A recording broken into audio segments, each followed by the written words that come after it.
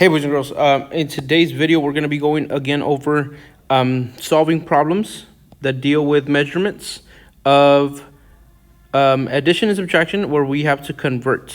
So today we are converting, estamos cambiando. We're converting something smaller into something greater.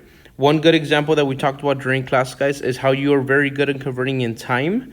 For example, you know that 1 week has 7 days. So that's what you're doing, but with now weight, with measurements. And so step number 1 here is going to be to pay attention to what you're converting.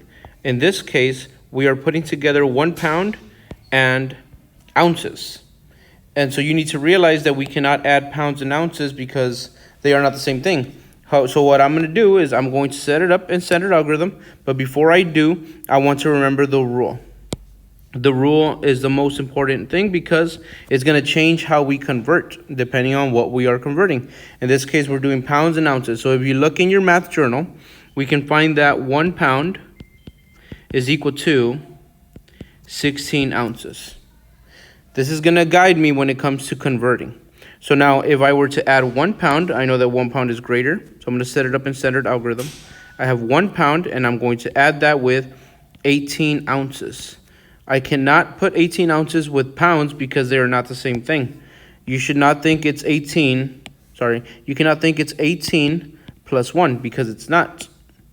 They are different units. So what I'm going to do is I'm going to add my ounces first. I have an imaginary 0 up here, and I have 0 plus 18. I get 18 ounces.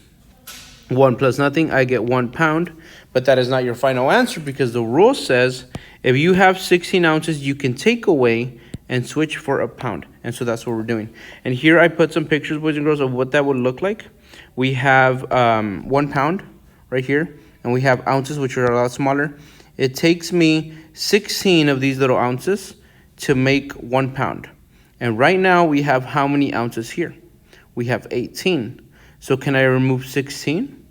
Yes, you can. So this is what we call take and make.